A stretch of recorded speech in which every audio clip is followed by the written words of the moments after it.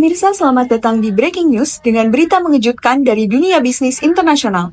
Toshiba, raksasa teknologi Jepang yang telah berdiri selama lebih dari 140 tahun, terlibat dalam skandal kasus keuangan terbesar dalam sejarah Jepang modern.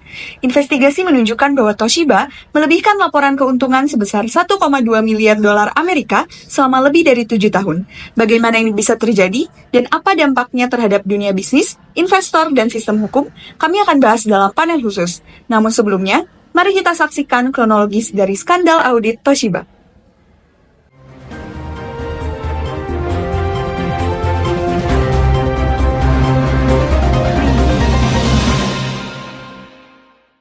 Hideo Tanaka, bos dari perusahaan Toshiba, mengundurkan diri akibat skandal akuntansi besar-besaran. Beberapa anggota dewan lainnya juga mengundurkan diri akibat ketidakwajaran dalam pencatatan akuntansi tersebut.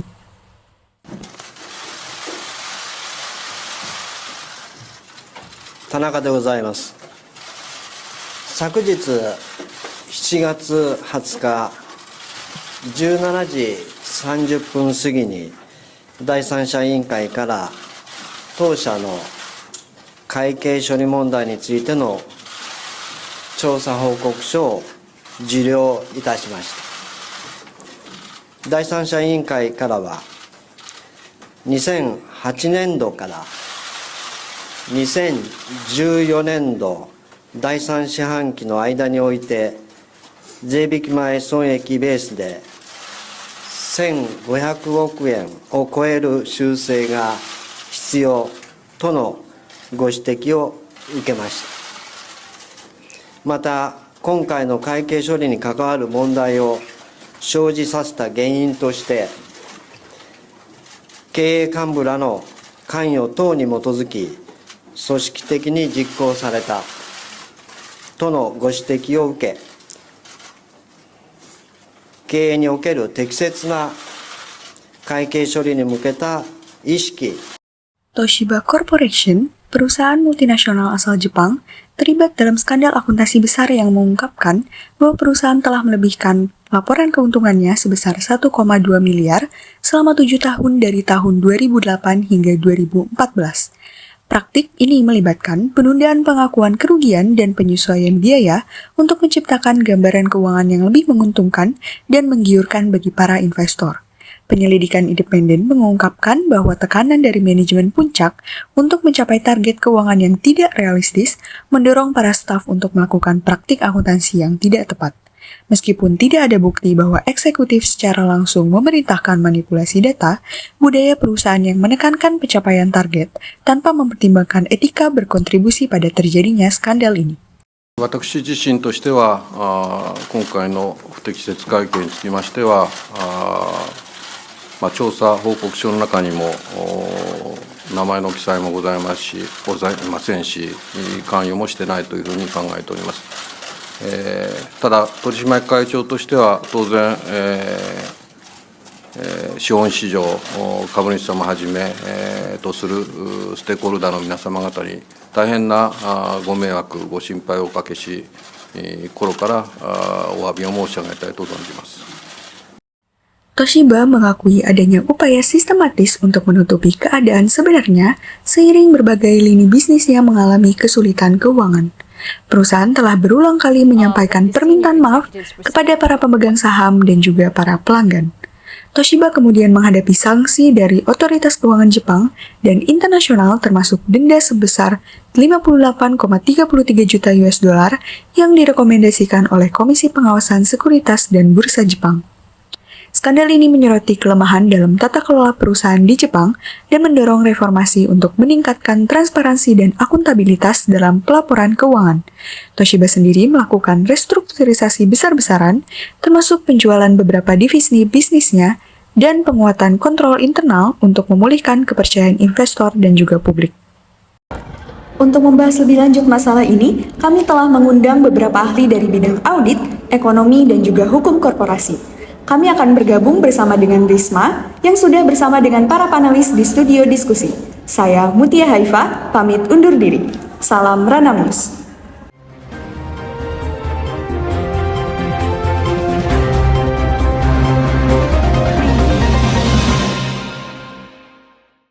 Selamat datang bersama saya Risma selaku moderator. Telah hadir bersama saya narasumber, yaitu ada Ibu Acila Ausyaf selaku pakar audit dan tata kelola. Yang kedua ada Ibu Asra Aulia selaku ekonom spesialis Asia Tenggara, dan juga Ibu Nadira Kristi selaku praktisi hukum korporasi. Bagaimana kabarnya Ibu? Alhamdulillah sehat. Baik, menanggapi isu yang sedang hangat diperbincangkan mengenai skandal perusahaan Toshiba, bagaimanakah menurut Ibu Acila Ausyaf selaku pakar audit mengenai praktisi manipulasi keuangan ini bisa terjadi? Baik, jadi pada saat itu mereka menggunakan metode percentage of completion, di mana pendapatannya itu diakui seolah-olah berjalan sesuai dengan rencana. Padahal kenyataannya proyek ini sudah mengalami kerugian gitu. Dan kerugian tersebut tidak dicatat sebagaimana mestinya, atau bisa kita bilang disembunyikan. Hal ini bisa terjadi karena salah satunya mungkin ada tekanan ya. Jadi tekanan dari manajemen untuk terus tetap mencapai target laba. Selain itu juga sistem internal ini tidak independen, jadi auditornya itu kurang berani untuk menyampaikan penolakan atau keberatan seperti itu. Lalu menurut Ibu Asra Aulia selaku ekonom, bagaimanakah dampak yang bisa terjadi di pasar dan juga investasi? Kalau dari segi ekonomi ini dampaknya sangat besar ya, di mana bursa Tokyo ini bisa dibilang sedikit terguncang dan investor asing ini juga menjadi lebih panik gitu. Dan ini menunjukkan bahwa tata kelola perusahaan Jepang itu sedikit lemah. Jadi tentu saja kepercayaan publik ini menjadi lebih hancur. Dari sisi hukum, Ibu Nadira bisa jelaskan apakah hukuman terhadap eksekutif sudah cukup dijalankan pada kasus perusahaan Toshiba tersebut? Belum, banyak petinggi yang mundur, namun tidak semua mendapat sanksi berat. Jepang memiliki budaya penyelesaian internal dan kurangnya perlindungan terhadap whistleblower. Ini masalah serius. Kasus seperti ini seharusnya dibuka ke publik dan diproses secara transparan di pengadilan. Oke, thank you Ibu. Bagaimana pendapat Ibu atau hal masukan yang bisa kita ambil dari kasus Toshiba ini? Oke, baik, untuk dari segi audit sendiri ini, mungkin salah satu pelajaran yang bisa kita ambil ini adalah audit itu harus benar-benar independen ya, jadi nggak formalitas saja. Kemudian audit itu harus bekerja secara objektif. Selain itu juga budaya organisasi itu juga harus mendukung kejujuran, tidak hanya tekanan performa semata. Ya, mungkin kalau dari segi ekonomi perusahaan itu harus mempunyai sistem pelaporan yang kuat gitu ya, dan investor juga harus lebih kritis. Jangan sampai investor ini hanya percaya angka di atas kertas. Intinya, integritas manajemen adalah kunci. Tanpa itu, sistem sekuat apapun bisa disalahgunakan. Baik, terima kasih telah bergabung pada panel diskusi kali ini. Saya Risma pamit undur diri. Salam Ranam News.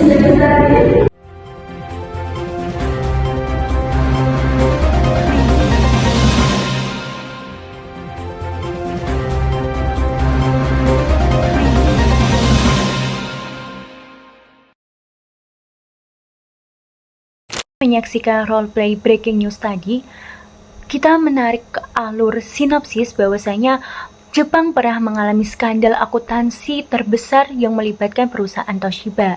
Perusahaan Toshiba merupakan salah satu perusahaan yang identik dengan inovasi teknologi dari Jepang. Mereka telah memproduksi berbagai macam teknologi seperti laptop, televisi, lift, bahkan reaktor nuklir. Di tahun 2015, nama besar Toshiba telah tercoreng oleh salah satu skandal akuntansi paling memalukan dalam sejarah Jepang modern.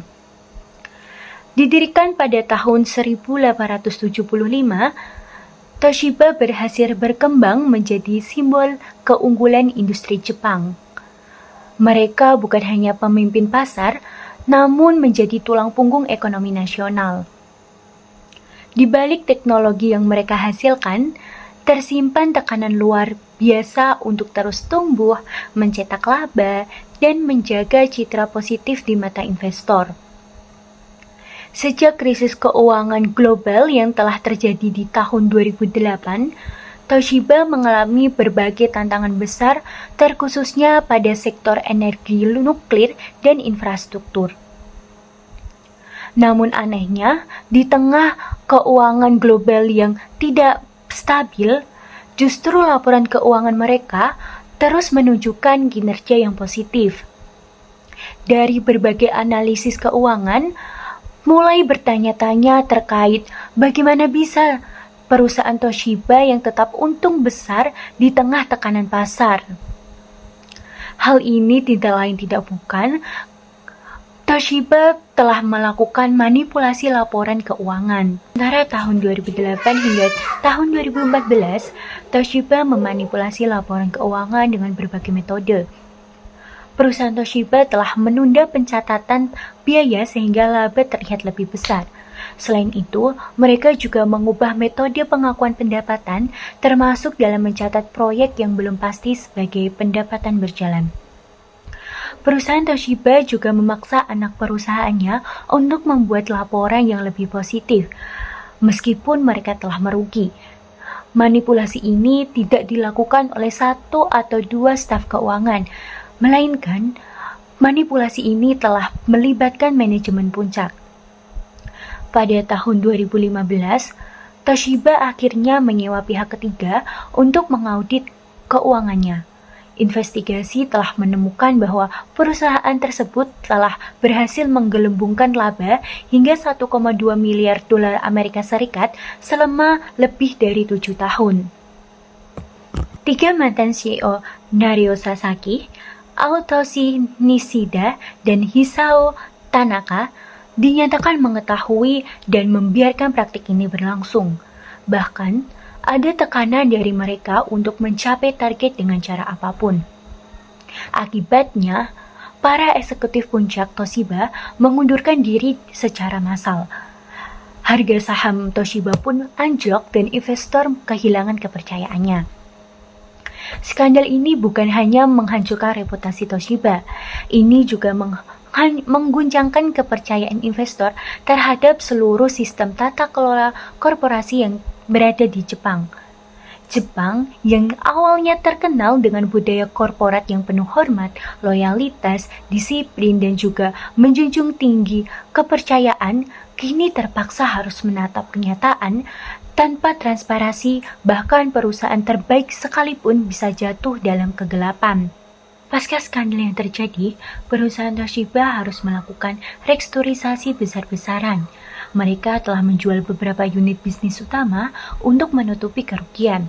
Sementara itu, pemerintah Jepang memperketat regulasi dan pengawasan terhadap laporan keuangan. Kasus Toshiba ini menjadi pelajaran penting perlunya sistem pengendalian internal yang kuat dan peran audit independen yang tak bisa diabaikan. Saat ini, Toshiba sedang berusaha membangun kepercayaannya. Skandal ini telah mengajarkan bahwa akuntansi bukan sekadar angka, melainkan cerminan terhadap integritas. Ketika kejujuran dikorbankan untuk memperoleh laba jangka pendek, maka kerugian jangka panjang pun akan menanti. Dari kasus Toshiba ini, apakah kita bisa belajar? Atau kita akan mengulangi kesalahan yang sama di tempat dan waktu yang berbeda?